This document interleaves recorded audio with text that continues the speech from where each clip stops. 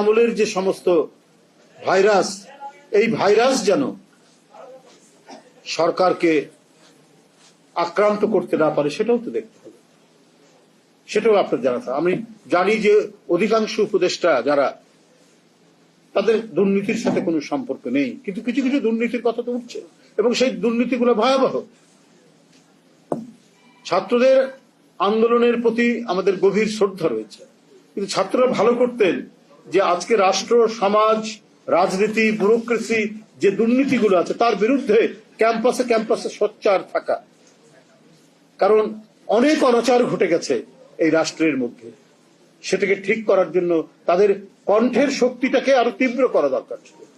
এবং তারা যখন ক্ষমতার অংশীভাগ করছেন, ক্ষমতার অংশ নিচ্ছেন, তখন তাদের আরো সতর্ক থাকার কথা ছিল।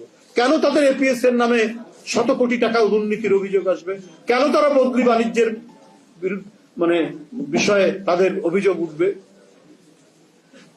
এই অভিযোগ তো উঠছে। স্বাস্থ্যমন্ত্রীর পিএ আরেক, স্বাস্থ্য উপদেষ্টার পিএ আরেক উপদেষ্টার এপিএস, এটা তো ভয়ঙ্কর ব্যাপার। শেখ হাসিনা তো পুরো 3টা ডিগবাজি দিবে এসব কথা শুনলে,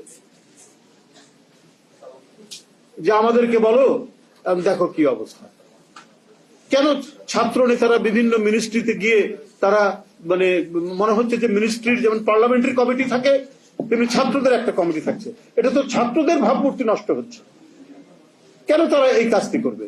রেলওয়েকে দেখার জন্য সেখানে আবার বৈষম্য বিরোধীদের একটা কমিটি করে দেওয়া হয়েছে।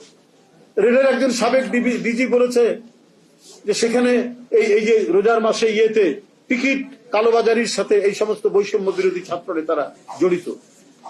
শত শত কোটি টাকার আপনার টিকিট বাণিজ্য, কালোবাজারে টিকিট বিক্রি করা হয়েছে, তারা বাণিজ্যের সাথে যুক্ত।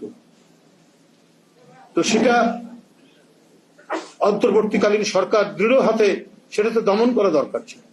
এটা তো হয় না যে ছেলে পাশ করে চাকরির সন্ধান করে চাকরি করবে, সে যদি হঠাৎ করে অনেক টাকা দেখে ফেলে, তার মাথা তো ঠিক থাকার কথা না।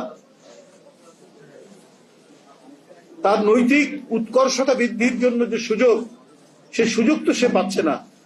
কারণ সমাজের মধ্যে এমনই দুষ্কৃতিকারী মানুষ আছে এই ছেলেদেরকে নষ্ট করার জন্য, তারা নানাভাবে গিয়ে তাদেরকে টাকার উৎকোচের লোভ দেখিয়ে তাদের যে স্পিরিট, তাদের যে আপনার স্বচ্ছ চেতনা, এটা বিকৃত করতে পারে।